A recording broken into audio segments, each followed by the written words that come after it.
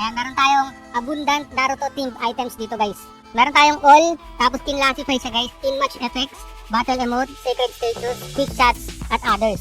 Dito sa in-match effect, pwede kayong makakuha ng Naruto spawn effect, Naruto recall effect, Naruto elimination effect, at Naruto killing notification.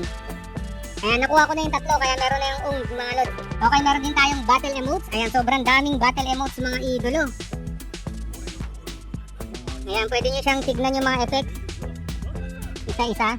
Tapos meron din tayong secret status. Ayan, pwede nyo rin siyang tignan isa-isa mga lods. Kung may mga gusto kayong kunin dyan, ayan, pindutin nyo lang yung go. Halimbawa, eto si Kakashi, pindutin nyo lang yung go guys. Ayan, dito kayo mapupunta.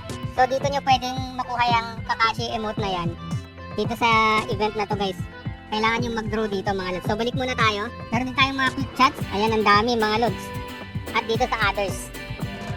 Ayan, mga libre. So pwede kayong mag-task para makuha ng libre yan guys. So ano pang hinihintay nyo mga lods?